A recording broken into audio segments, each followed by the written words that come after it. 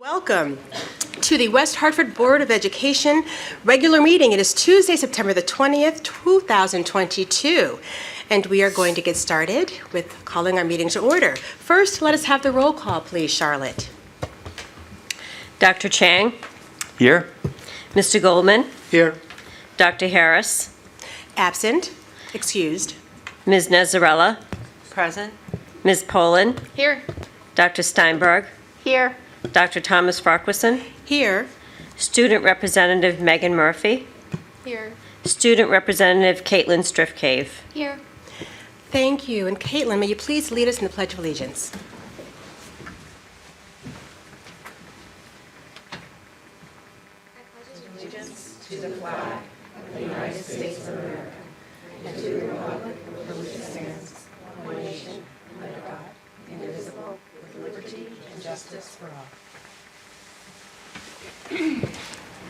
Thank you so much.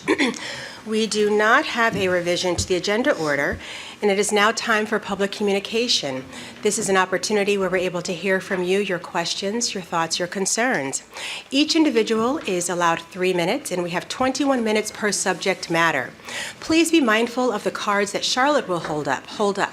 When you have 1 minute remaining in your time, a yellow card will be held up. And when your time is expired, you will see a red card, and we ask for you to please gracefully take your seat. Please know that we are attentively listening to what is being said. However, we do not respond to comments as they are being made. We have a list here, and first we have Mary Hope Rutherford, and also would ask, please, that when you come to the podium, please share your name and your address. Hi, I'm Mary Hope Rutherford. I live at 400 Quaker Lane North. And I'm here today to say thank you for creating, prioritizing, and defending the gender identity component of the social emotional learning curriculum. My daughter is a 10-year-old transgender student at Morley Elementary, and I am continually grateful that she is free to learn at school because of the support of this district. I have my PhD in social psychology with an expertise on social support and health, and it is particularly salient to me how crucial it is for every person from the cradle to the grave to have support, acknowledgement, and acceptance from their community for their identity. Knowing who you are is only half the battle. Being seen and loved for who you are is paramount. The research is clear. Support matters. The statistics for kids like my daughter are staggering and heartbreaking. 60 to 70% of transgender and non-binary youth consider ending their lives, and up to 40% make attempts on their lives before they graduate high school. Rates of other types of self-harm, bullying, depression, and anxiety are all significantly higher for children like my daughter. For parents like us, getting our children through their youth safely is at the very top of our minds. And the research is super clear. The most effective mechanisms for reducing these risks are support at home and support at school. And support isn't a passive thing. It is not the absence of harm. Support is visible, active, constructive, and validating. And it is most effective when it comes from trusted authority figures like teachers.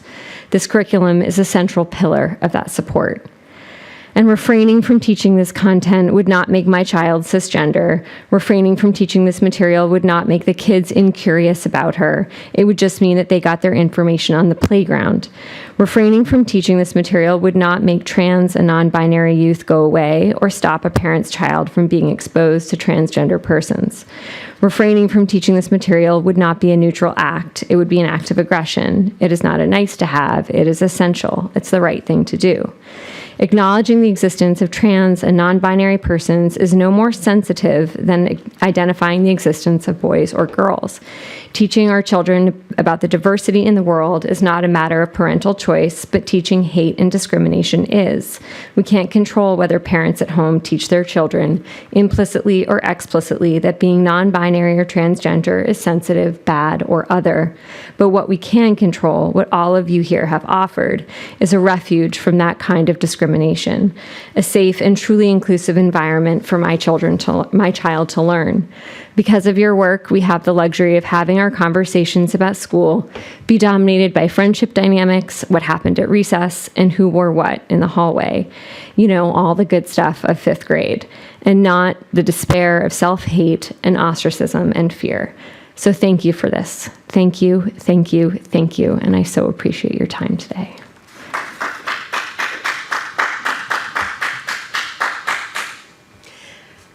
Thank you. Next, we have Mark Walsh.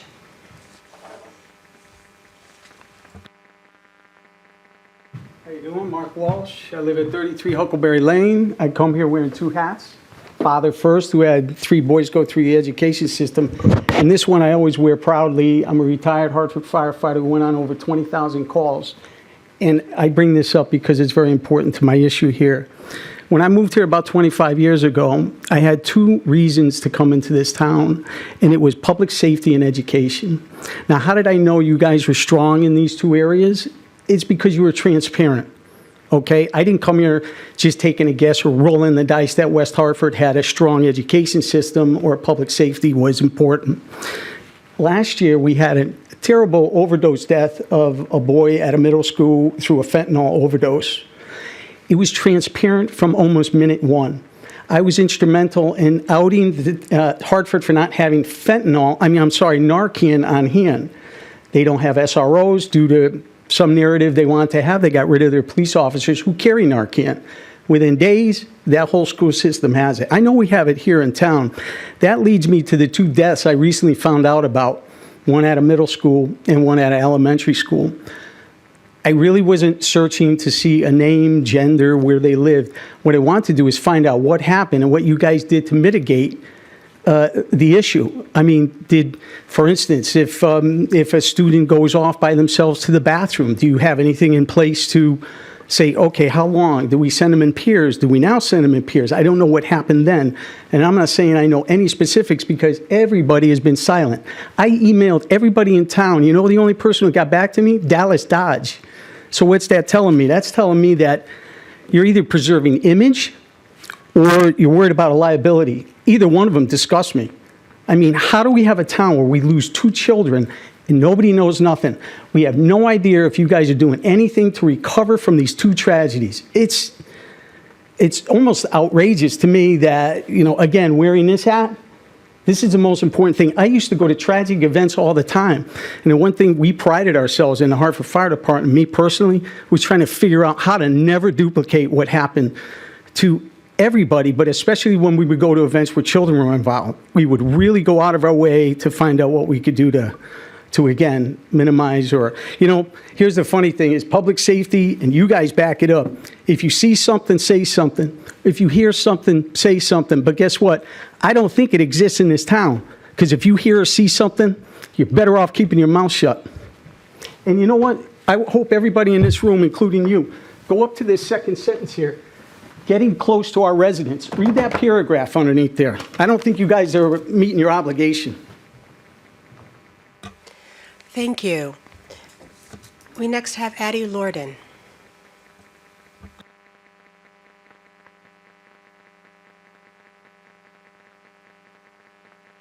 Good evening, Addie Lorden, 561 Park Road. 2 weeks ago, you as a board put forward a motion regarding public comment and expanding the chairperson's power to remove anyone that they deem disruptive. This motion was based on several meetings, apparently, of a subcommittee that it became very apparent that the whole board did not know about. In fact, the public didn't know these meetings occurred because it wasn't on the website. The meetings that were posted just prior to the 9/6 meeting. And in fact, the minutes for the August 10th meeting are still not made public. The minutes from the September 6th meeting 8355, are still not public. This motion was drafted by outside attorney Jessica Ritter from the firm Shipman and Goodwin. Why? We, the residents, already pay for the entire Corporation Counsel office housed in this building, consisting of 3 attorneys and a paraprofessional. It should be noted that the Corporation Counsel Dodge was once employed by Shipman and Goodwin. It should also be noted that the board, as well as the people, all interpreted this motion differently. Freedom of speech and the right of all to speak without fear is the cornerstone on which this nation was built. Residents, parents and students have come here and spoken of financial discrepancies, bullying within the student body, bullying by admin towards students and parents, sexual harassment and abuse. And recently, as has been mentioned, a child who tragically died 11 days after attempting to take her life within school walls. You refuse to reach out in sympathy and compassion, but more egregiously, you deny this family peace and healing by providing answers to their questions.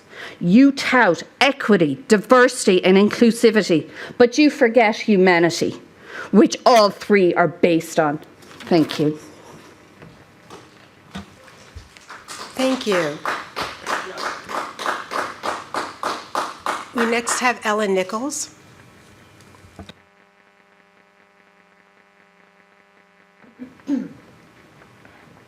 I'm Ellen Nichols. I live on North Quaker Lane, and my kids graduated from Hall, many years ago, and I am a retired from Bristow.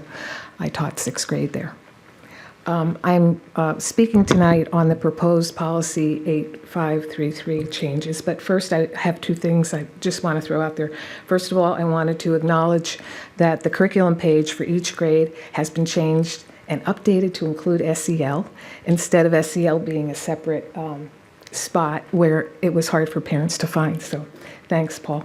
And congratulations to Whiting Lane, Karen Cookish, who was my mentor when my first year of teaching, when I was 54, over at, she's awesome, and she has brought that awesomeness to Whiting Lane, of course with the support of, the whole town. But just want to say that. Okay, so anyway, I know getting back to 8533, I know 150 people spoke in public comment section last year. If this is a lot, it's a reflection of your constituents having some disagreement with the policies of the board and the administration. And also, it's a reflection of them being, part of the democratic process that we, very much revel in, especially here in New England. You seek to change the historical public comment process by really diminishing the importance of comments not germane to your agenda. That's your agenda, but we are your constituents, so we feel that we have, a very strong place in these meetings. Rearranging the order of the speakers will improve the convenience for some, but likely will result in fewer comments being presented to you. I hope that's not the case, but here's what I'm recommending. This may work against your board policy 1122. Which is communication with the public, and that states that you should seek to improve communication and expand contact with audiences, not make them smaller, okay? So that whole section of the 1000s, that's all about, that's board policy too, okay? I'm recommending that a review of public comments be made at the end of the 22-23 school year. If you do, go ahead and change it now. And to really check for any dampening effect on people coming forward and expressing their opinions and their feelings about what's going on in the schools. Next, in paragraph 2, I have to agree with Addie. I think you're trying to expand the chairperson's authority or power. I don't think that's necessary. The chair has power explained in board policy 1120. It doesn't need to be in whatever this is, 8355. She's already got that. She's used it. I've seen her. I went to all the meetings last year. That's not necessary. And I really worry by having the power in 2 places, you're expanding the power. I think it only needs to be in 1 place. I'm sorry, the red card's up. Thank you so much. That's it. Thank you. Do we have any other visitors that would like to make a comment? I'll ask one last time. Any other comments? Okay, we'll pause on public communication. We now are going to go to non-staff communication and reports, and this is where we've shifted things in an important way.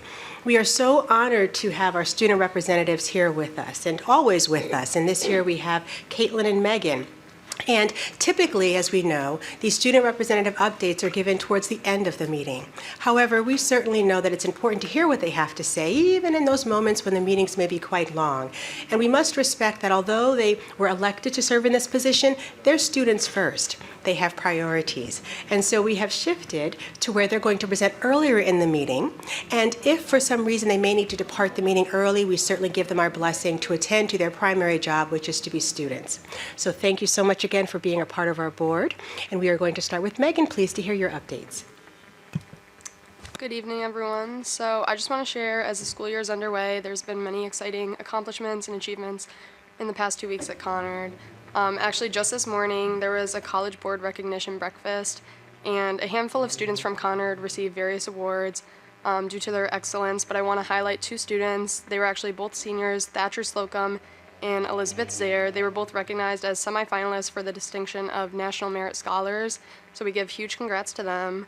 Also, a project that's been going on at Conard that's hard not to recognize when you're walking into school or driving through the parking lot or even driving by the school is that the tennis courts are underway now. The project has started, that they're going to be redone, and I'm on the tennis team myself, and so this is a project very exciting for me, but I'm also excited for all the residents in our town, as I notice a lot of people use the courts, and I'm really happy that they're going to be redone for us.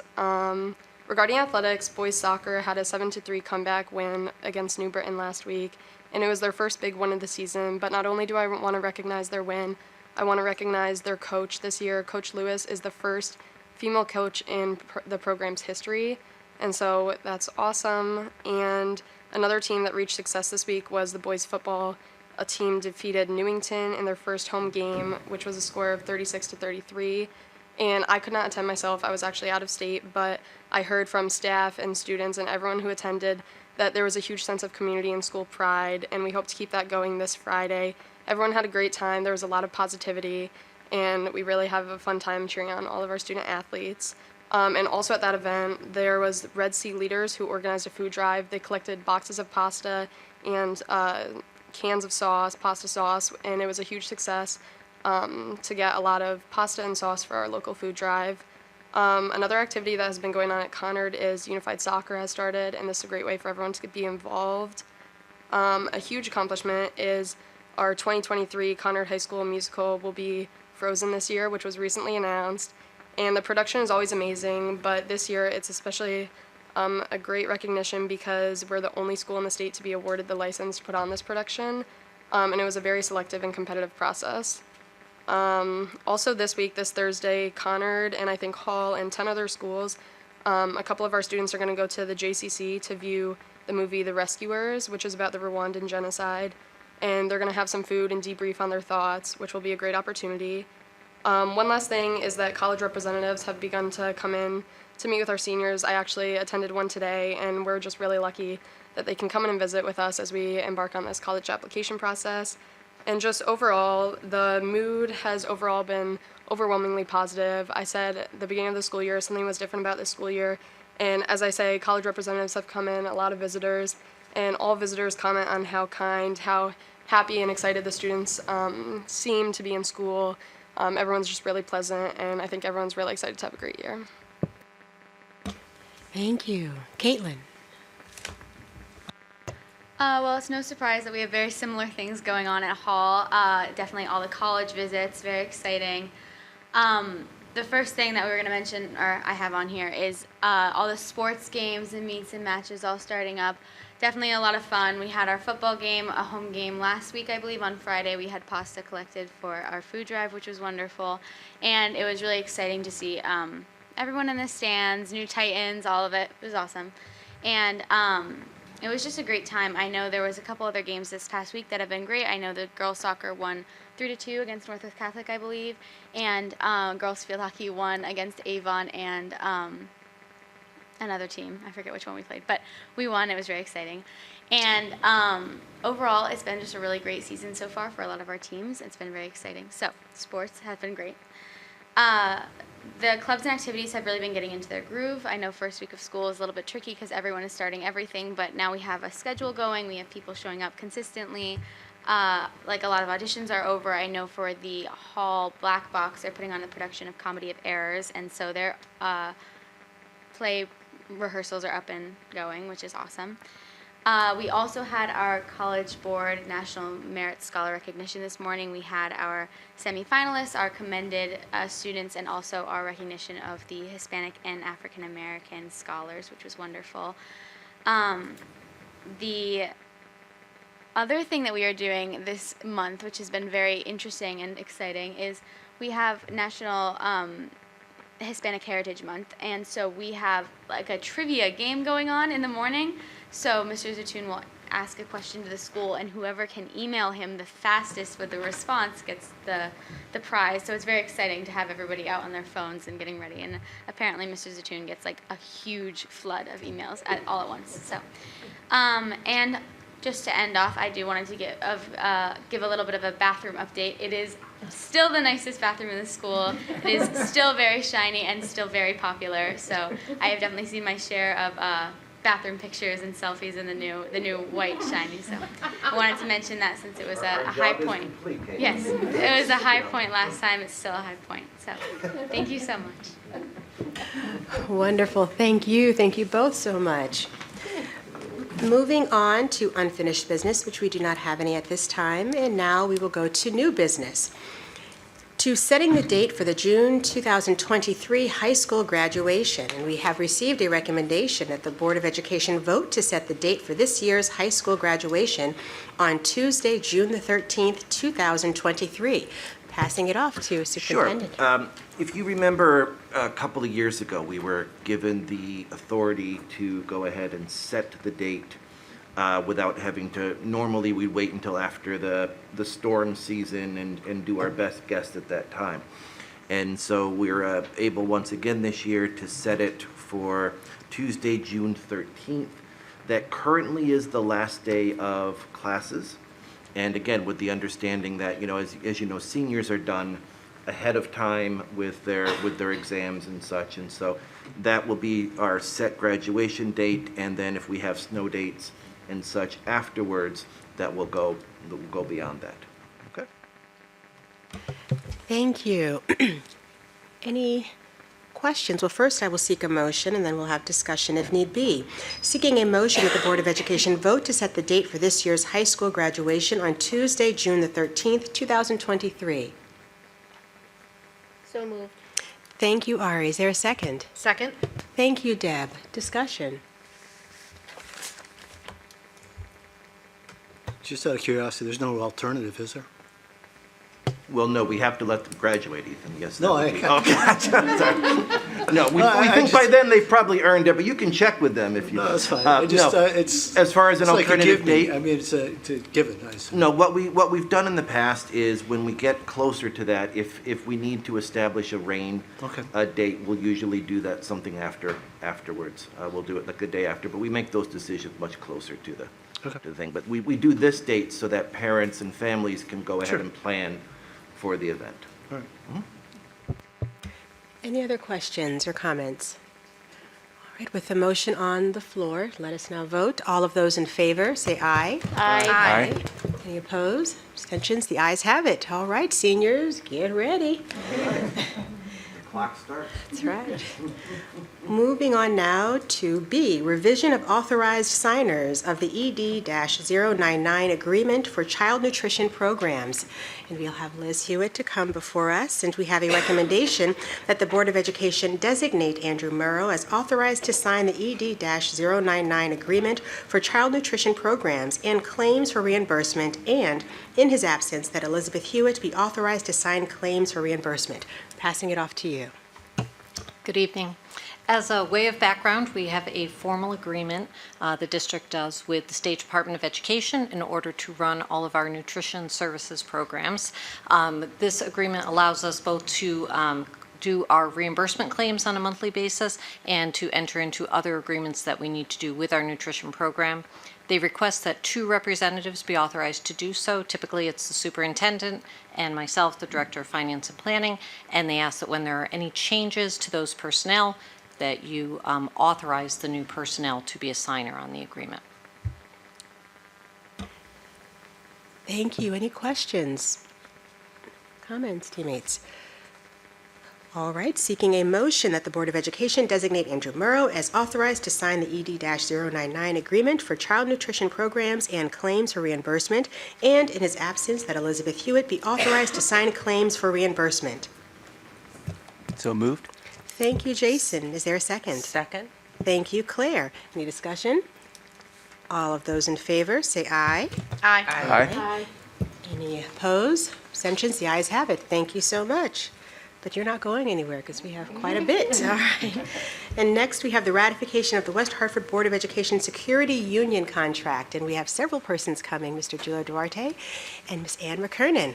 Passing it off to you all. All right, good evening, everyone. So before you is, for your approval, is a ratified agreement between the Board of Education and the West Hartford Board of Education Security Union. This is a group of 22 security guards that work across the various schools in the district. The security union ratified this agreement on September 7th. The contract that you're voting on this evening is a 4-year contract and will call for a general wage increase of 3% each year. Looking at the insurance category, we have increased the employee premium cost share in 2022-23 to 21%, in 23-24 to 21.25%, and in 24-25 and 25-26 to 21.5%.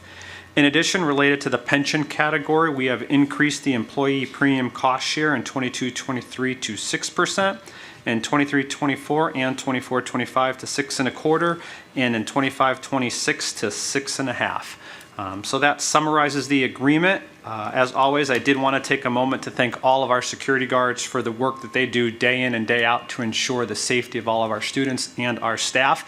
I know firsthand that they actually are oftentimes the first person that our students seek out when they need help because of the relationships that they have developed with all of our students. And even our staff oftentimes will seek them out for just advice and things like that. So I want to publicly thank them. At this time, we'd be happy to answer any questions that the board may have.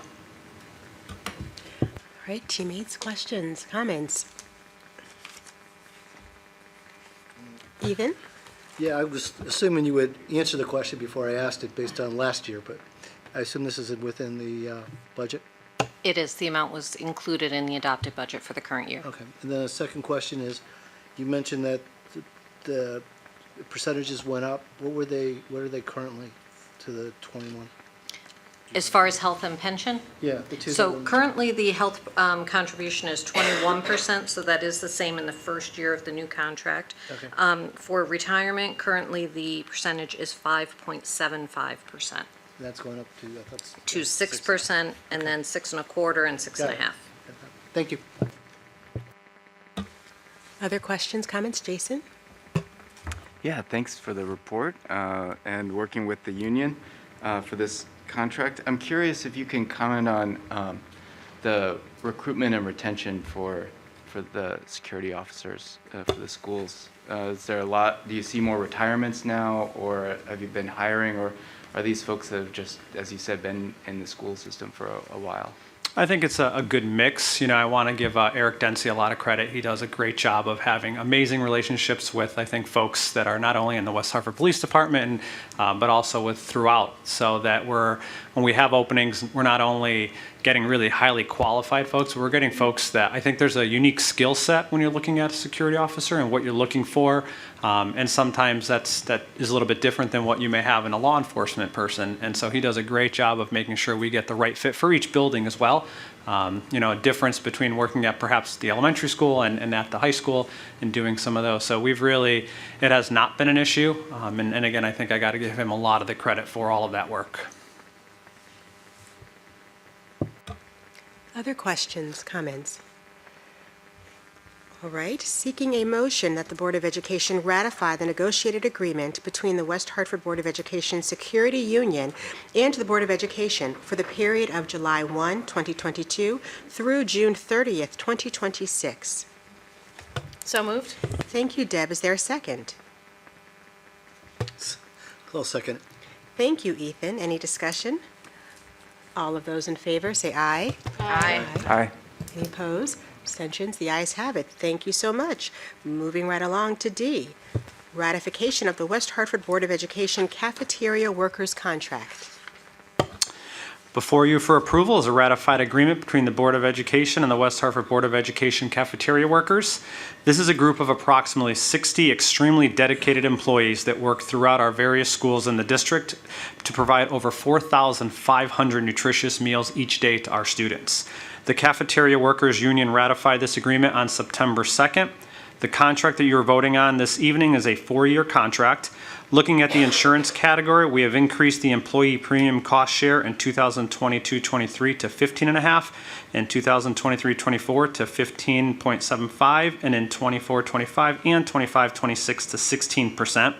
In addition, related to the pension category, we've increased the employee premium cost share in 2022-23 to 5%, in 23-24 to 5.5, and in 24-25 and 25-26 to 6%. Looking at the wages category, you'll notice that we have 2 different categories. One is general and technical nutrition assistants, and the other is baker, cook, head cashier, and truck driver.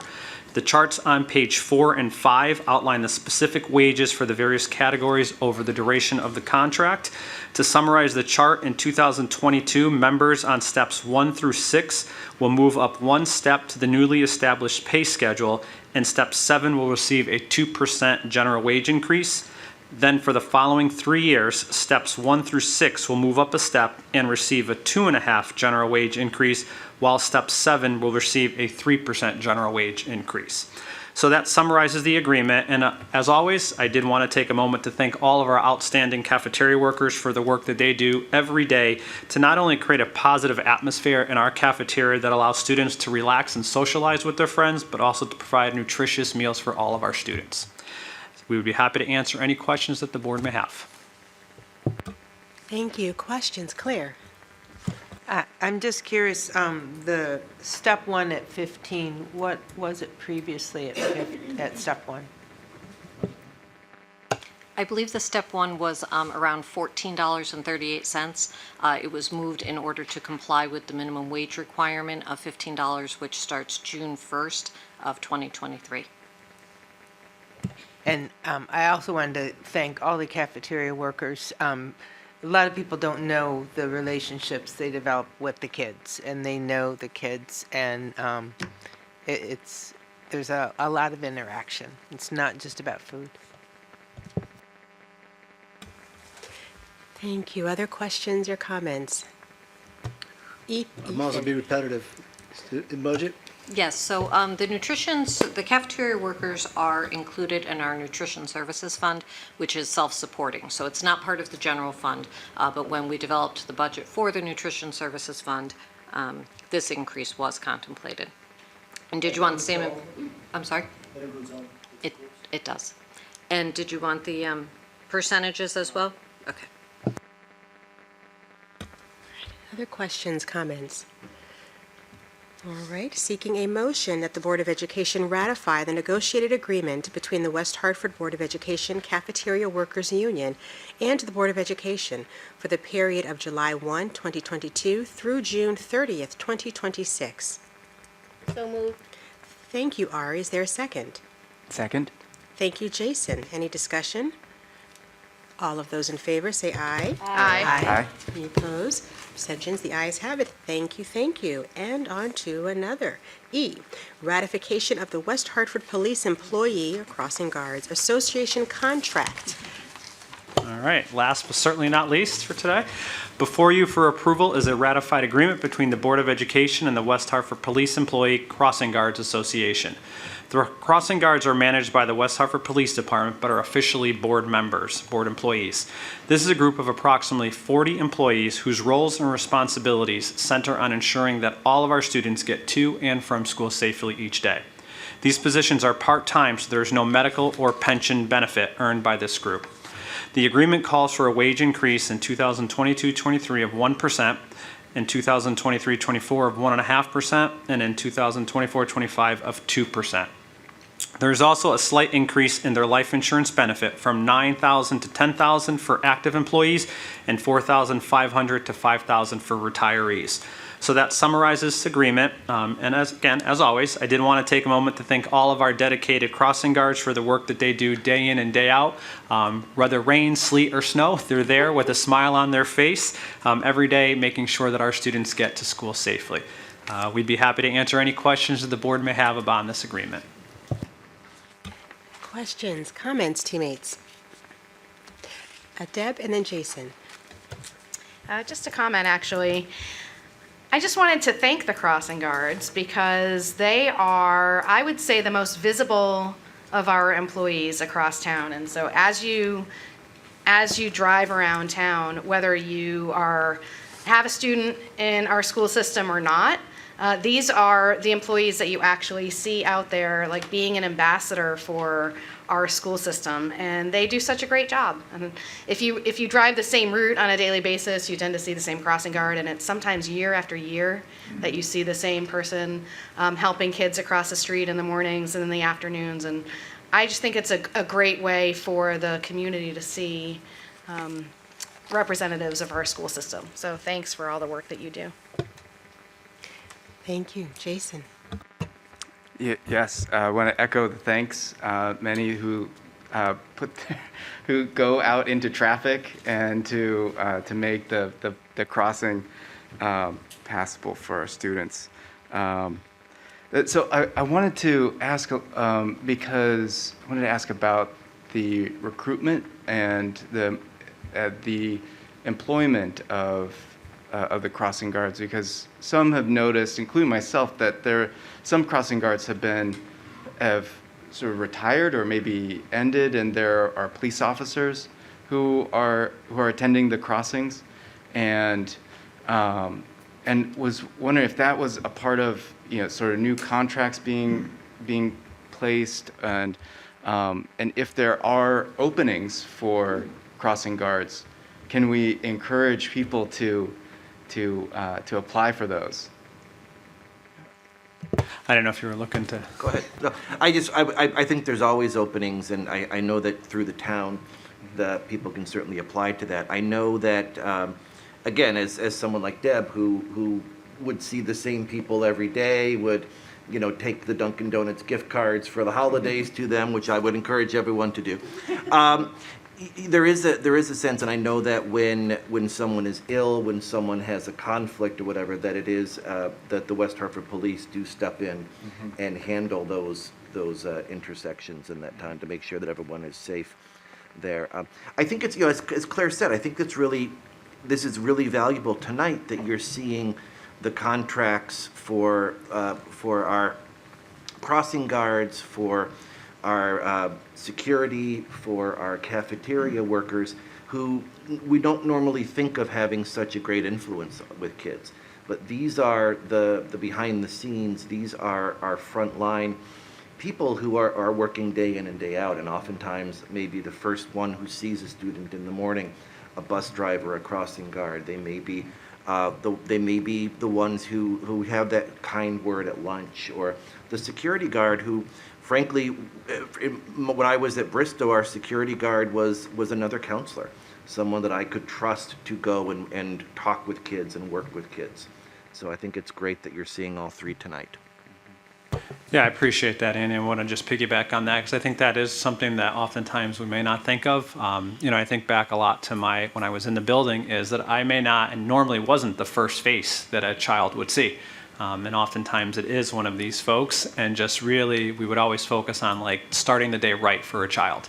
And for many of them, maybe leaving the home, they're not leaving in a great spot. And some of us sometimes leave and it's not a great morning. And so the first face that you see, if it can at least be welcoming and good morning and let's have a great day today. And that's really what these folks do, whether that's the crossing guard and, hey, good morning, let's have a great day today. They've got their own little secret handshake with the kid, whatever that would be, just making them feel special. And that was stuff that I was always in awe of. And really just that's what these folks really do across the board. And sometimes I think, as Dr. Morrow said, we don't think of them in that role, but they are critical to the success of our students.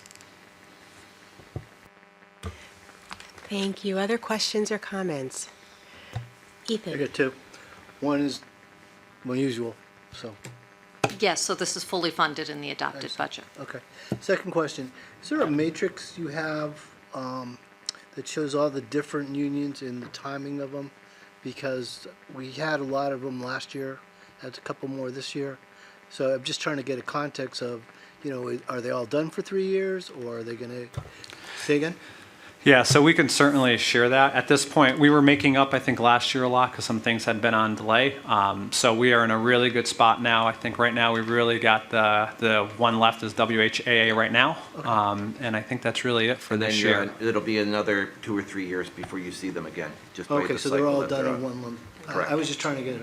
Yeah. And we have, and this, the two that we did today, the two earlier ones, and we have one more. They were actually, we started them last year. We weren't able to get to an agreement. We worked on them throughout the summer, some of them, and we got there. So we're rolling them out now since it's really our first opportunity to do that in front of the board.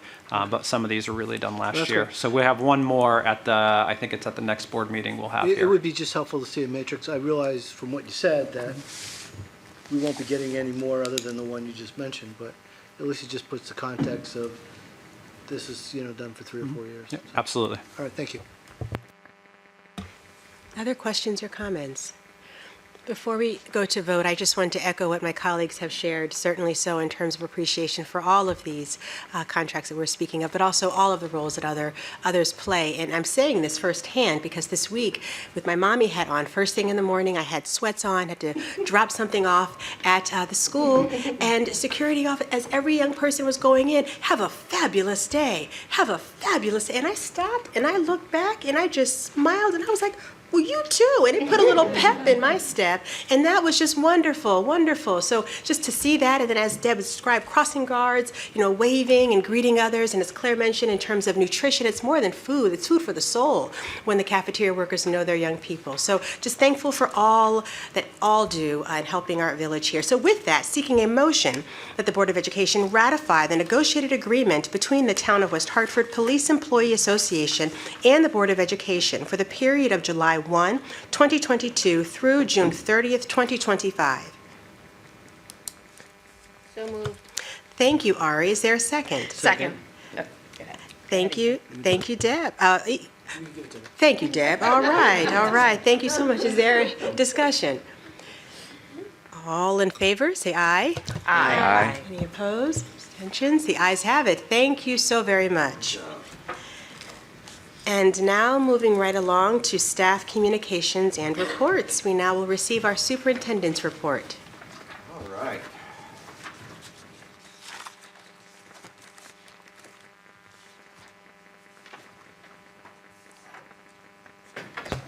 So as has been mentioned, and certainly as you know, and hopefully everyone knows who saw it on the news and all of this, I want to once again congratulate Karen Cookish and all of the dedicated teachers, staff, students, and families at Whiting Lane Elementary School in their recognition as a National Blue Ribbon School for 2022. This award really validates the passion and the dedication of the Whiting Lane community and all of West Hartford in creating inclusive learning communities where equity, positive relationships are embraced in the hallways and embraced every day, and all students are motivated to thrive. As the release stated, Whiting Lane is one of only 297 schools nationwide to receive this recognition, and only one of 4 in Connecticut, and only one of 2 recognized for closing the achievement gap among student groups. Whiting Lane is hosting a celebration for their students and their families this Friday at 2 o'clock. You're all invited to come and have a popsicle and help them celebrate. And then there will be a recognition ceremony in Washington, D.C. on November 3rd and 4th. But I want to, they'll be the first to point to other people, but I do want to just say how wonderful it is that Karen and Susie Sinatra and all of the hard work that they've done over the past years has really been recognized on such a special level, and we're very proud of them. It reflects positively on everyone in West Hartford, on our entire community, and it really validates our focus of clearing paths for students. For reference, the last award of a Blue Ribbon School in West Hartford was in 2013 at Bugby. Prior to that, it was 2001 for Smith and the year 2000 for Sedgwick. Those were recognized for academic excellence, which is the other category. Whiting Lane was recognized in closing the gap, which frankly I think is more impressive, but we won't go there. But it's also, as our representatives mentioned, National Hispanic Heritage Month. If you go to the websites for our schools, you can see all the different activities that are being done at each grade level. Mike Wilkos at Hall High School is one of only 3 Connecticut teachers who are certified as MIT Master Trainers in Educational Mobile Computing. Abigail Esposito at Conard is the Connecticut winner for the 2022 National Social Studies Teacher of the Year program. The Charter Oak International Academy Odyssey the Mind won first place in state finals. We had 2 Quest students who were at Sedgwick in 8th grade and have now moved on, who took first and second place in the Hartford Regional Connecticut History Day, moving on to the state contest. Juliana Farquharson and Conrad Kalki, who are both now at Conard, I believe. And Conard's Technical Student Association, the TSA, has been recognized by the Connecticut State Board of Education for an award for Outstanding Service Project. Hall High School earned first place and the Diversity Award in the annual Connecticut DMV Public Service Competition in Video. Conard took second place in that. And Bugby student Amy Long, who's in current 5th grade, placed 8th in the National SIFMA Foundation Invest Right, which is a writing competition. And for those following at home, that is the Securities, Industries, and Financial Markets Association. I had to look that up. And so again, as Megan also said, Conard High School is very excited to be the first organization in Connecticut to present Frozen this school year. We all received emails. They're very, very excited. I offered to be a snowman and a walkthrough, so we're going to see how that goes, okay? But it is an incredible opportunity and really something the school is very excited about, and it really rewards the program there and the work that they've done and the work that they commit to as students. That's my report. Thank you so much. Any questions with what has been shared? All right, Dr. Morrow, thank you very much. Now on to staff reports and board discussions. Safety and security update. We now will receive this information. We have several esteemed individuals coming to the table. Ann McKernan and Mr. Eric Dempsey, and you will introduce the others. So passing it to you.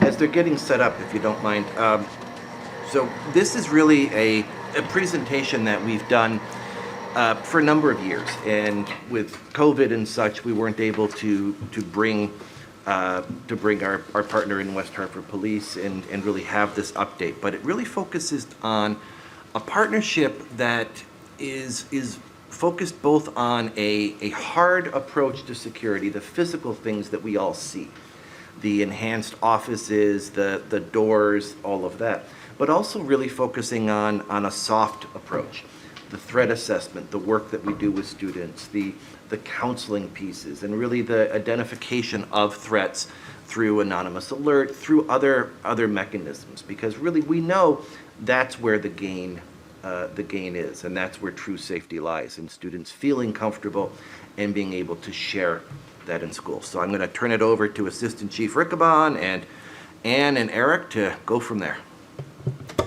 Well, thank you very much for having us. I'm so pleased to be with Eric and our Assistant Chief of Police, Rob Riccabon, today.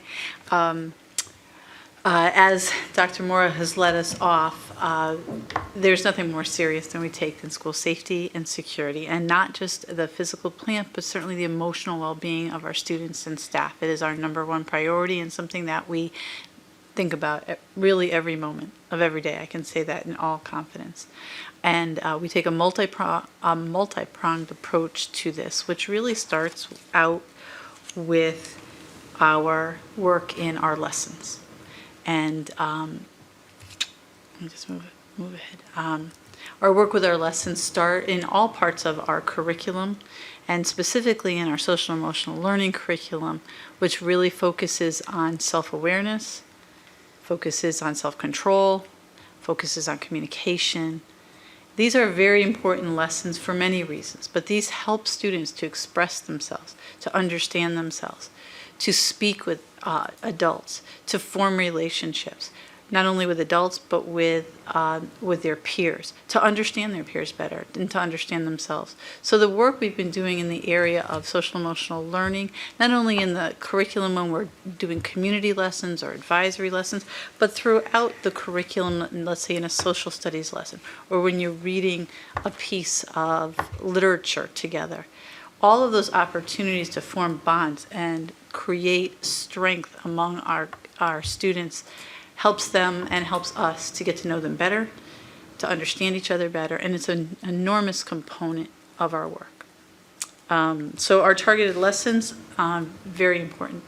Our mental health approach in schools, you have known, because you've sat on the board over the last few years, you have heard about the increase in our staffing in this area. Thankfully, through ESSER funds and through other efforts, we've been able to add 5 elementary school counselors, 3 additional social workers, 2 middle school counselors, a student mental health coordinator, a trauma interventionist, and a homeschool liaison, as well as expand our relationship with the Bridge in terms of additional services and, of course, with the IOL. So that work is crucial, and we find great need for our students to work with these professionals and use the services of these agencies to get supports they need to mature, to grow, and to strengthen. Another approach I'm going to ask Eric to speak about is we've worked over the last several years with Sandy Hook Promise. And Sandy Hook Promise, as you know by its name alone, grew out of the Sandy Hook tragedy. And they offer many great programs. And I'll let Eric go ahead with that. Good evening, everyone. A couple years ago, we partnered with Sandy Hook Promise. It started with pre-pandemic with our Start With Hello program that taught students to be more socially inclusive and connected to each other. The goal of the program is to end social isolation. The program Say Something includes lessons on how to empathize with others, to seek help when needed, identify problems, and analyze situations in an ethically responsible manner. Both programs were offered at no cost to the school district. We just started, I think it was last week, is the Say Something program that was offered to all the, I guess the middle schools had it, I think the high schools have it coming up as well next. And feedback I've heard so far has all been positive relative to the program. Another way that we communicate with students is through our Anonymous Alerts app and program that's available both online and via an app. We have posters hanging up inside the schools. There's also QR codes, so somebody could actually scan, and then if they want to report something, it'll go directly to that specific school, that administrator, depending on the level of information. If it's something that's deemed possibly an immediate threat, it goes also to the police department, and we all work together to reach a logical conclusion and try and figure out what's going on. The technology is designed to provide two-way communication, allowing students and staff to acknowledge receipt of the message so we can communicate back and forth with somebody real time when an incident is going on. All school principals make students, staff, and caregivers aware of the tool and educate students about the importance of reporting safety issues. The anonymity of the approach encourages those who feel vulnerable to speak up without fear of reprisal. I will say that, the program, it's been here a number of years, and it's still actively being used all the time, even throughout the summertime. We've gotten alerts. When I went to school, I won't say how long ago, but, kids communicated a little differently, and kids don't necessarily pick up a phone, when they're in crisis. It might be through Snapchat or whatever. I know maybe I'm out of date with that now too, but, with a series of pictures, when they're not feeling well, and, other kids are reporting like, hey, my friend, I'm worried about them, what can we do? And I tell you, as soon as they report it, we'll start talking to each other and we'll figure out a plan and decide the best course of action. And we're happy to have those open lines of communication with students and staff. So it's been a highly successful program. Absolutely. And I also wanted to mention that another point that I didn't mention is our mental health professionals also, we use a proactive risk assessment tool. If we do see a risk that needs to be assessed by a professional, it is a tool that was brought to us that a person is able to complete, is done by trained and certified behavioral specialists who can use any available information regarding the risk factors, the warning signs that the person is exhibiting, and any stabilizing factors in the person's life to arrive at a categorical risk level. So that helps us to understand what our next actions are. So all of this work really is on the human side of getting to know people, to give students the tools they need to report or to self-report, to help with others, and to just strengthen. But that's only one part of our approach. Of course, we have our buildings themselves, and I'm going to turn it over again to Eric to talk about our site assessment. Sure, a couple of security updates that we've been implementing throughout the district. One of which I'll start with is our new Informacast system. We started with Conard High School, which is going to be our pilot school. It's a new lockdown system that's a more efficient, and it'll allow lockdowns in a more efficient and effective manner. It's a mass notification system that uses both audio and visual alerts to inform people of a event occurring inside the school. The new system, one of the key advantages, it allows immediate two-way communication between the school and the police department via 911. So it's a dramatic improvement over our older system we have in there. So we've tested it several times over the summer, and it's worked great. I'd like to thank our IT department that's been working alongside of us throughout the whole way, and the West Hartford Police Department. So the way it would work was somebody would press a button, and it's a domino effect that would trigger, depending on what the alert would be in the school. We will have a visual alert. So for areas like cafeterias where there might be, people talking, tech ed rooms where people have headgear on, though you will see a visual strobe to alert them to maybe, take their headgear off and listen for a message. It also establishes two-way communication immediately via 911 with the West Hartford Emergency Dispatch, so they could listen in, or you could talk directly if they're able to, and explain what the emergency is inside the school. So the system will be tested and evaluated during our first lockdown shortly, and it's going to be rolling out to all the other schools throughout this school year. Another thing we've worked on over the summer, our continuous improvement at the entrances to each building. This summer, we installed a access control vestibule up at Norfelt School. So upon entry into the school, visitors are allowed into a waiting area where they could be visually identified by school staff before being granted access into the main office. Norfelt, we've also installed additional cameras inside the school area. Throughout the district, new external doors and window upgrades were installed this summer also. Related to training and drills, we have state mandates that we have to do regarding drills. We try and go above and beyond that, with the way we do it through constant training with our guards, our teachers, our students, and the West Hartford Police Department. Assistant Chief Rickabon and I talked over the summer. It's the first time we really partnered to this level, but we actually trained at the beginning of the school year with all of our school security guards. We trained at the West Hartford Police Department for a full day of training in the training room. A couple things that we covered included cross-agency training consisting of updates to recent active shooter events, including lessons learned from the tragic Uvalde shooting. We did a debrief and after action with all of the guards. We also received updated medical response training on bleed control and tourniquet application up at St. Bridget's School. So we did some really live training. There's also a physician who's also a parent in the community that gave his time and volunteered to help out as well. So it was a great combined training effort. I'd like to thank everybody involved relative to that. We also trained school leaders just recently. West Hartford Police came over and we did a after action similar to what we just trained with all the security guards related to the events that occurred in Uvalde. Again, each one of these tragic events, there's information that can be learned from them. And we try and look at, the way we're doing things, how we can improve and self-evaluate and ways to improve. So we just recently did that. And again, thanks to the West Hartford Police Department for that. We're in the process of updating the district-wide all-hazard emergency operations plan, which is submitted to the state of Connecticut every year. It's required by state statute, and it will be submitted before November 1st. It's a collaborative effort, not just with the school district, with the police department, and the West Hartford Fire Department and emergency management. So our all-hazards plan includes site vulnerability and security assessments at every school that occurs every 2 years. and it includes all school-specific emergency plans that we share with the state of Connecticut and reporting our drills back. So it's that will be submitted on time, as we have been for the past several years as required by law. And finally,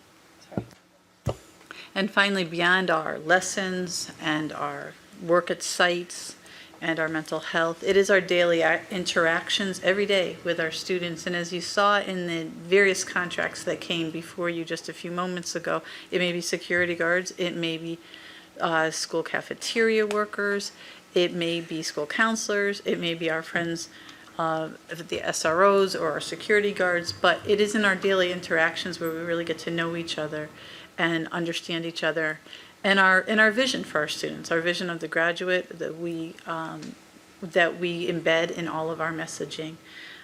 It certainly is a multidisciplinary approach in order to secure our schools, and it is also continuous. We learn every day and improve every day. I'm really pleased to work with these two gentlemen. And we're ready for any questions you have. Thank you so much. Questions? Claire? I had two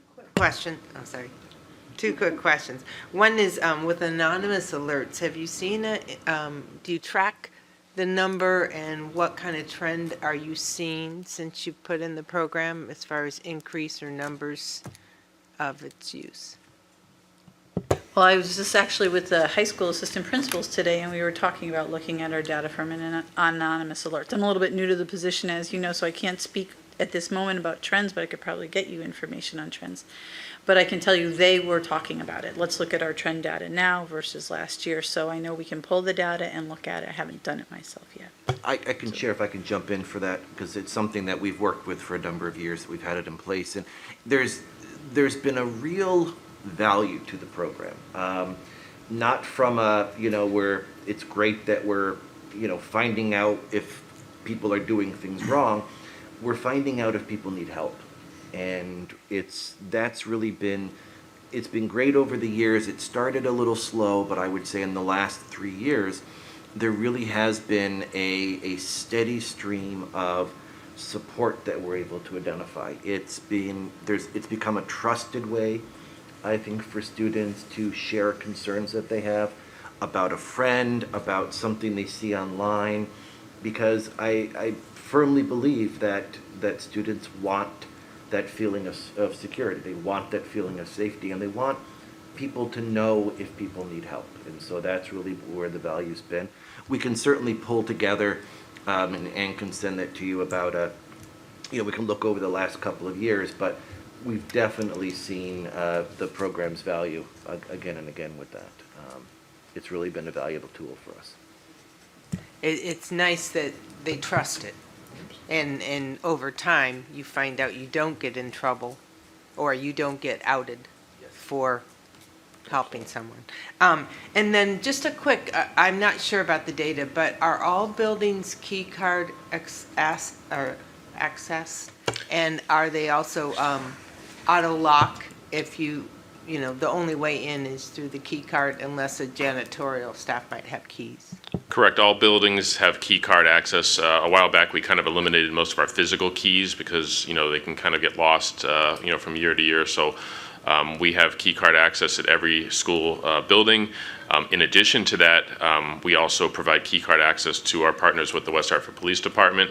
So in an emergency, they're not locked out of the building. So a lot of people always ask, can we lock the doors? Yes, but we also have to let our first responders in to come to emergency if we're handling an emergency or in a lockdown situation. So not only does West Hartford Police have access to our buildings via key cards, which is part of their ID that they carry on them, they also have access to our camera system when needed. So in an emergency, they could look in the camera if there's a report of something going on, and they could live stream an incident. They're not monitored routinely, but when there's an incident going on, they could look in and evaluate what's going on and then kind of decide how they need to respond.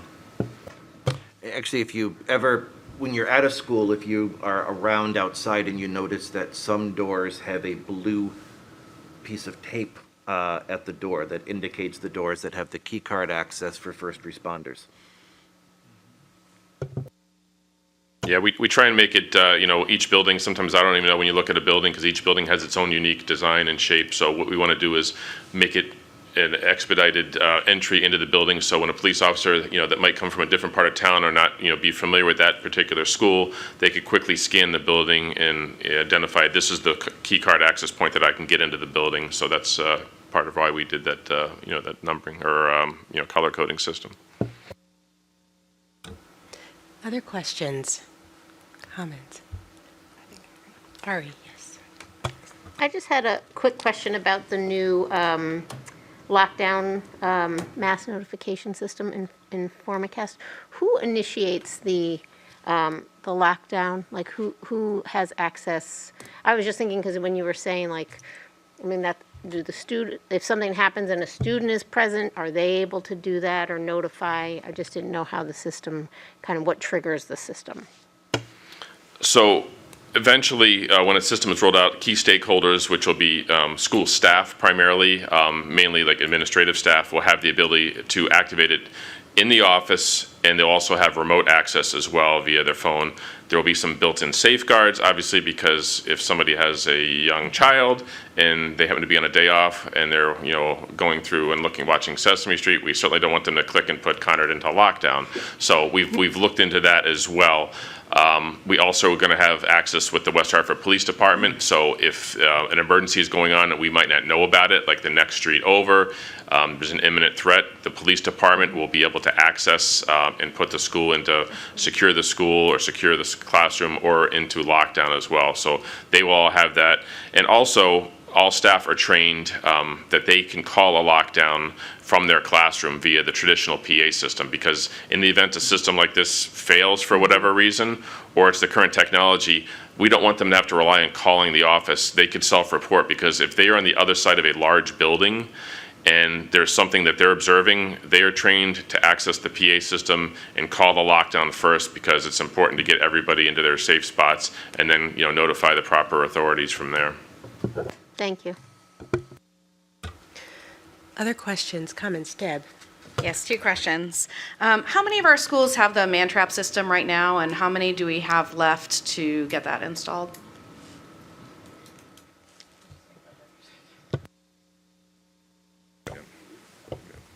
So that's 3 left.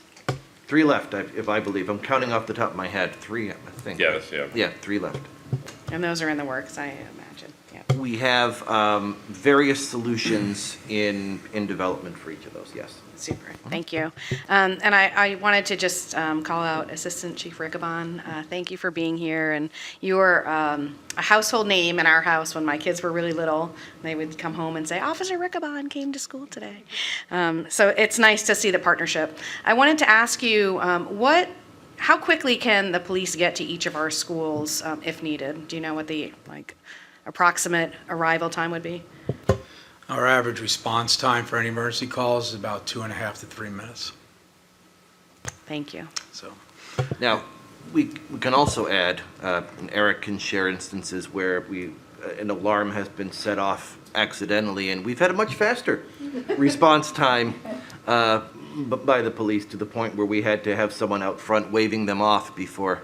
When we had a principal who didn't know what a button did and pressed it a number of times and then wondered why everybody was calling and showing up on his The elevator doorstep. didn't come? You keep pushing the button? No. So yeah, but we're very blessed, and I think that goes to a larger conversation when people ask. Occasionally, the question comes up about responses and security guards being armed and such like that. And I think it's a very different conversation in West Hartford with the partnership and with the work that we've done with the West Hartford Police and responding, and just the number of officers that they have on patrol at any given time as a resource, versus a community where there may be a 10 to 15 minute response time.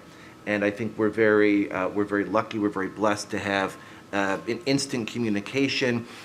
Eric and I work very closely, and as well very closely with West Hartford Police, and working very closely on a day-to-day basis when there's things that are happening in the community. We're aware. Eric constantly monitors radio contact, and really we're able to have that close partnership, and I think everyone is really on the same page with that, and we're very lucky to have that. Thank you. Other questions? Ethan? Just a question. You mentioned that the, I don't remember the exact title, but calling students notifying you that there's an issue. Who gets those calls? Because I think back to the incident in Florida several years ago where calls were made, but nobody responded, and I realized that went, I guess, to the FBI, but I was just curious, who's managing it? Or, So you're referencing the anonymous alerts reporting, when they're reporting information? yeah, So the anonymous alerts app, while it's, we state that it's not monitored 24/7, we try and build enough of a kind of dragnet that there is always somebody that kind of catches it.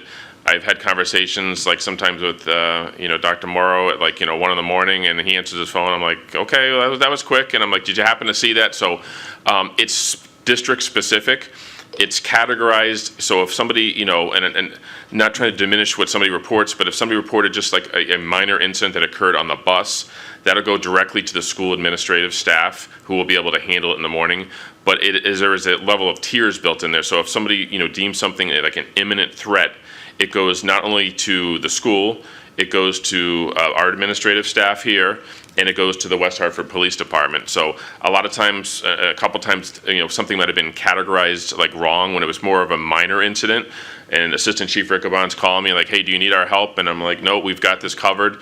But the way it happens now, it's so, so quick, when an issue happens, like, an incident that happened over the summer where somebody was in crisis, we were all talking within a minute after, this report coming across, and that person was able to get the help that they needed, I'd say within, 20 minutes of that initial alert coming across. So that's how quickly it worked. so there is somebody constantly, I realize not doing necessarily anything if it doesn't appear necessary at 1 in the morning, but there is somebody looking at it on a. Yeah, there's different, it's not only, it goes an email, it goes to text messages over, a multitude of our phones. So like I said, if somebody happens to be away from their phone, one of us, will hopefully pick up and grab it, so. Yeah, that's a great question, because it really, I think the redundancies we've worked into this are anything that is indication that it's a risk to other students or a risk to someone's self. My friend is posting online that they're going to hurt themselves, things like that. That goes directly, regardless of time, goes directly to us, goes directly then to the front office or the man post with the police at night. Right. My question was more, does somebody sort of own it for, whatever period of time, as opposed to it sort of has to have somebody pick up on it? Well, So one's passive, one's sort of assertive type of. Well, it's owned by the fact that if I don't see it, if Eric doesn't see it, if the principal, the assistant principals, and about 3 other people don't see it, the police will also get the indication and see it. So you're all getting the same message Correct. initially? Yeah. So there's nobody routing it through? No. It's coming to multiple people at the same time, and normally what will happen is we'll call each other. Okay. And that really is very, very helpful, I can't tell you how quickly Eric will call. Did you see that? Did you see that anonymous alert? The school's on it. They're doing it. Nothing to do right Just as now. long as somebody on, at this point. I think what Andy said is it's a redundant system, so it's Okay. going to many, many people, and we're talking very, very quickly. And certainly those high-level threats or high-level actions, they're also going to the police department, and that's really, really helpful. Okay, thank you. I just also wanted to say that, I felt such great partnership with the PD this year. I was able to attend their training in their training room, and Assistant Chief Riccobon was there. His team was terrific, from the Lieutenant Lejour, who works with us, and the staff over at St. Bridget. Our security guards were all there, and I felt that partnership is really crucial as one of the prongs of this approach, is that it's such a good relationship, and really thank you very much for what you do and for what your team does. And I wanted to give you an opportunity to say anything because you haven't spoken too much tonight. I like to listen first before I respond. I was taught that by a very wise grandmother of mine. If you listen to everything that was said tonight, from the start of this meeting till this point, this entire community is based on relationships. The stronger the relationship, the stronger the program.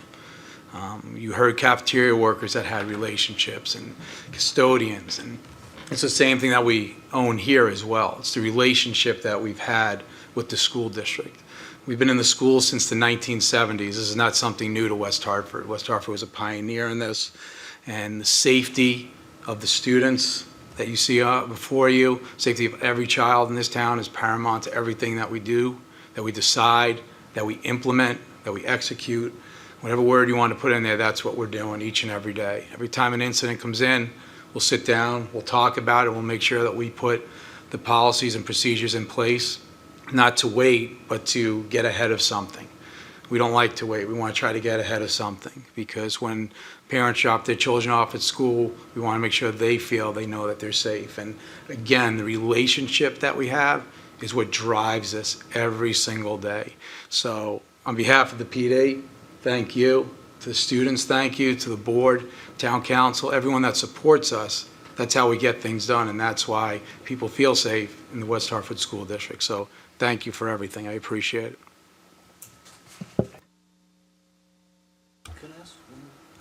Yes, Ethan. So let me put the question a different way. Is there anything else you guys need or anything we can help with? Or everything's wonderful? Well, as I think I said in the end, it's daily work and it's continuous improvement and it's learning.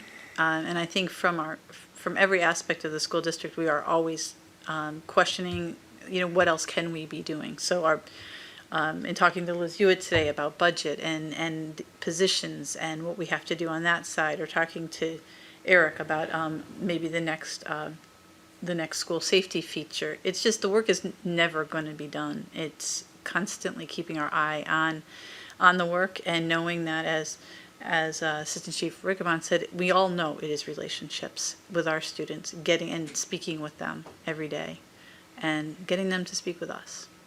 So I'm sure we will let you know if we have major things coming, but it is continuous work. Jason. Yeah, I want to thank everyone for the partnerships, the relationships, the health and safety of our kids. There's nothing more important than that. And I wanted to ask about a different kind of like a threat awareness, because conscious of the ways that online speech, online behaviors can be a kind of indication for other violence, or it can be a precursor for other threats. And I'm wondering what kinds of awareness the police department has, or other folks, or the school system has for the presence of that kind of online activity that's directed at the school district or at students, or they're having individual experiences. It may not be sourced from another student or another person within the school community, but outside of the school community. And I'm wondering if that is a part of the practices put in place. I can speak with you about the schools are very aware. The assistant principals and principals are very aware of online issues that are brought to their attention, because they are brought to their attention very quickly.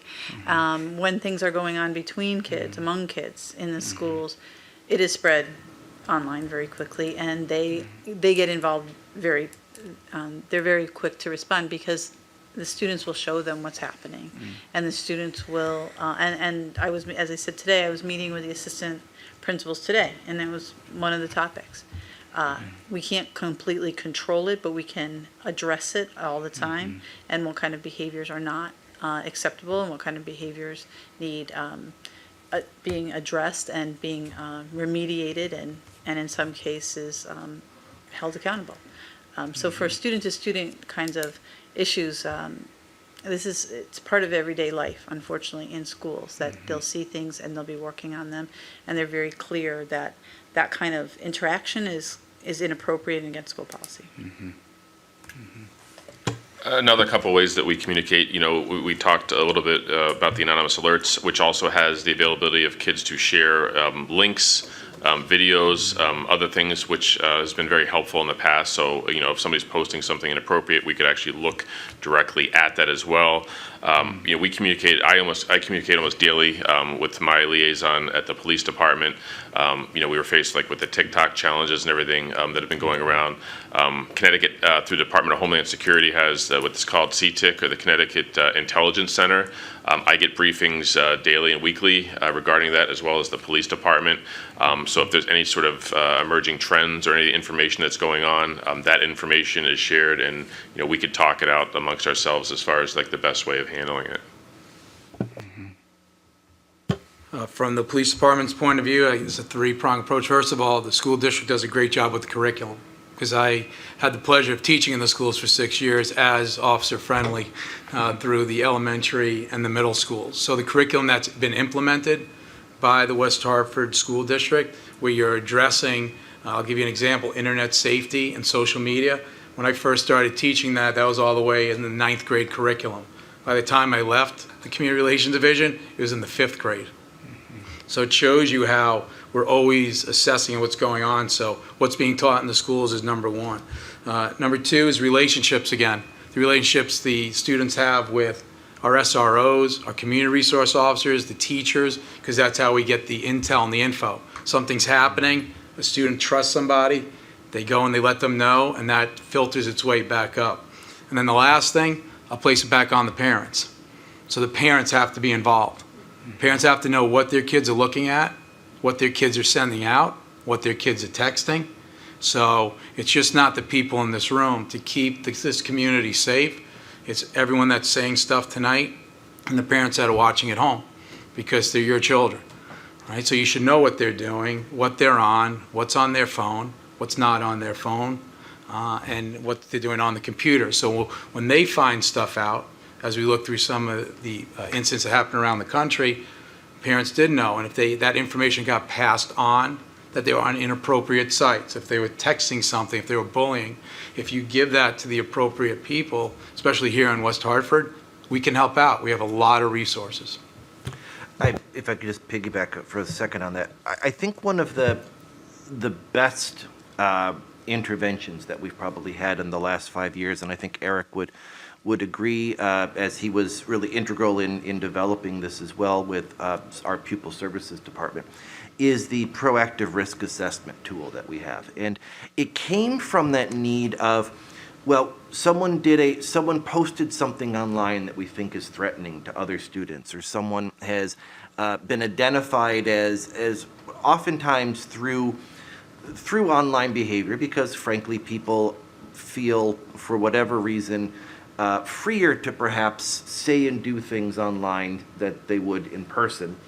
And when we become aware of that, I think with the proactive risk assessment tool, the best thing it did was it brings together the people that we need to make sure we have that complete picture of a student and of a situation.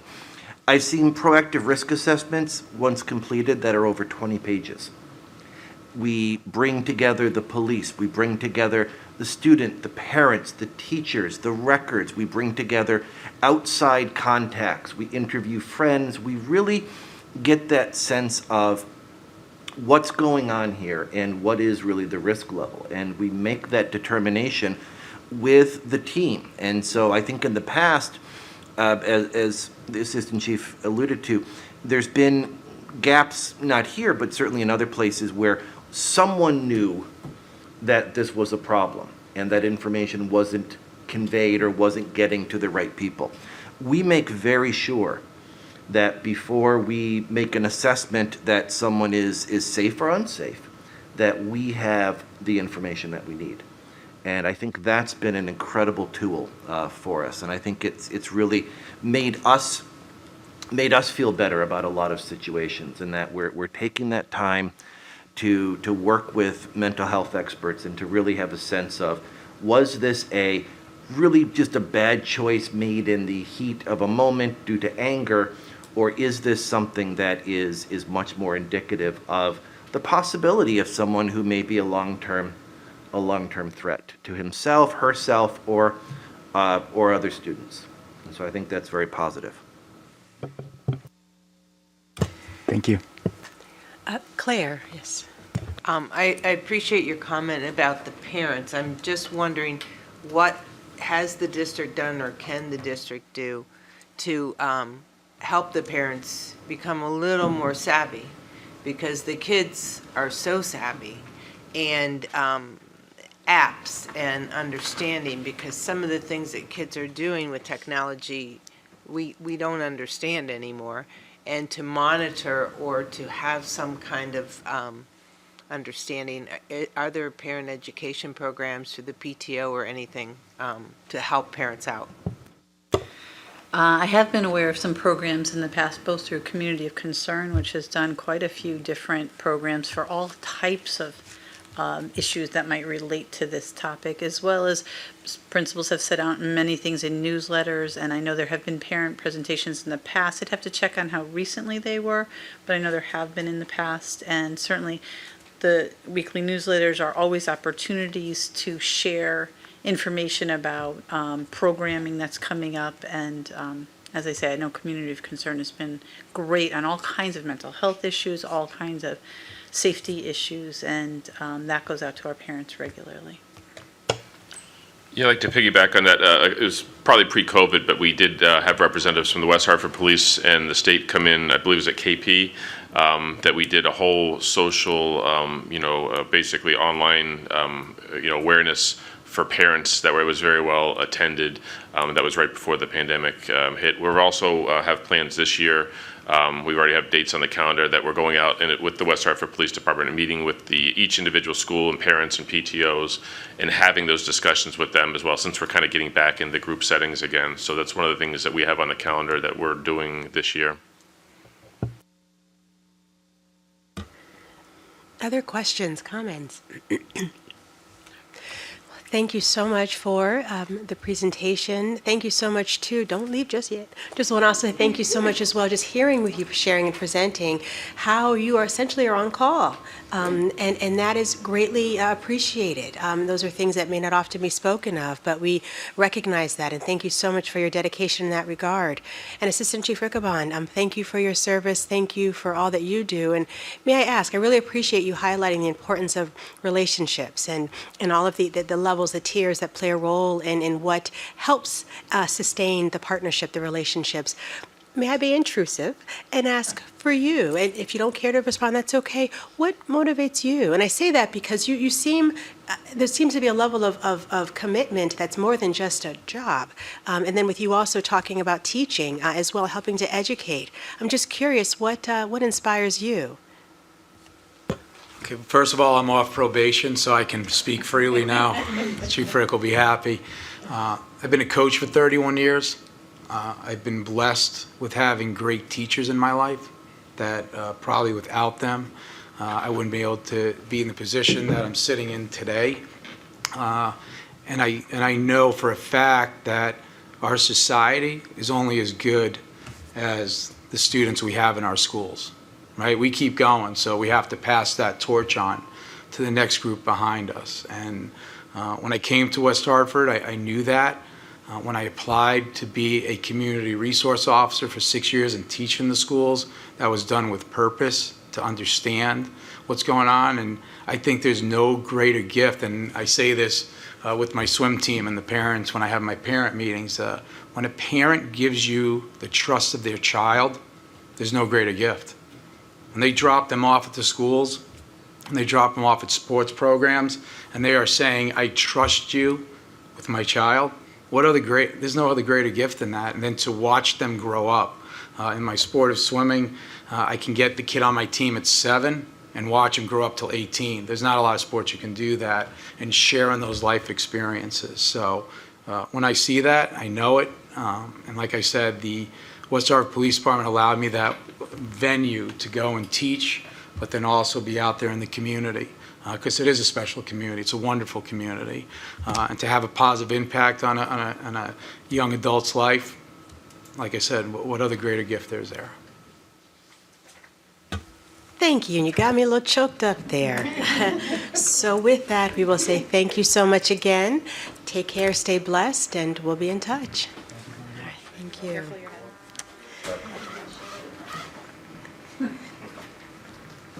And as we make the transition, we will move on to personnel actions, and we will welcome Mr. Julio Duarte to share the report, please.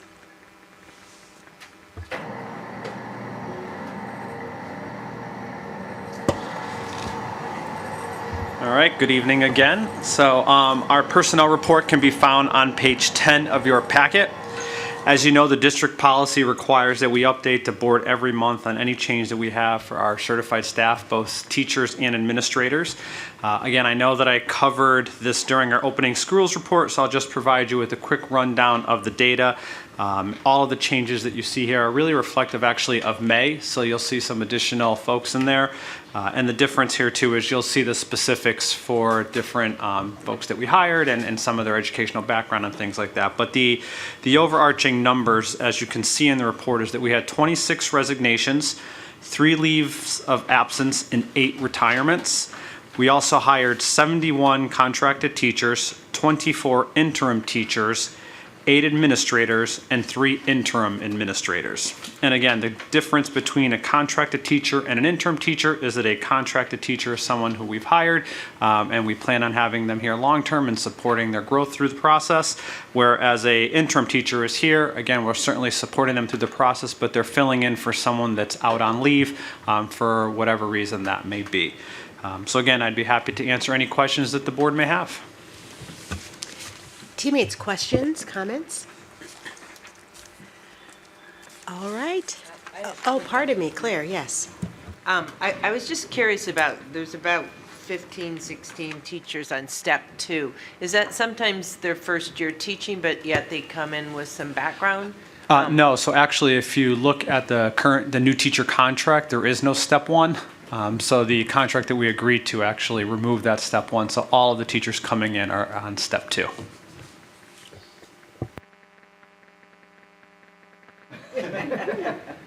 It does feel better though when I'm meeting with them. We're going to put you on step 2. Well, I think it's great that many first-year teachers. And it's also, you know, you're kind of equal between the teachers with many years of experience. So as a teacher with background, you can still get a job in West Hartford because some districts say, oh, you're too high on the step scale. But yet we also bring in brand new teachers. So it's a nice balance. Yeah, I appreciate you pointing that out, and I think that's something that I've been really proud of our principals and everyone that's on all of our hiring committees. I'm really just doing a good job of looking at what they need for that specific position and what that team sort of may be missing and what would be the right fit, and that varies depending on the other players on that team. And so again, we've got, I think, a really good mix of individuals that are coming out of college and bring a different sort of experience level, where we've also got some folks that have been, veteran staff members in different districts and also bring a different lens too. And so I think that really is what lends itself to a rich environment. And at the end of the day, really transitions to excellent practitioners in the classrooms and other roles that we have. Other questions, comments? All right, thank you so very much. Moving on now to routine matters, approval of the minutes. Approval of the minutes from the September 6, 2022 regular Board of Education meeting. Seeking a motion that the Board of Education approve the minutes of the regular Board of Education meeting of September the 6th, 2022. So moved? Thank you, Jason. Is there a second? Second. Thank you, Ari. Any discussion? All right, all ready for the vote? All in favor say aye. Aye. Aye. Any opposed? Abstentions? The ayes have it. Thank you. Now on to information and reports. Do we have any reports from board members regarding other board matters or organizations? Seeing none. Other information and discussions?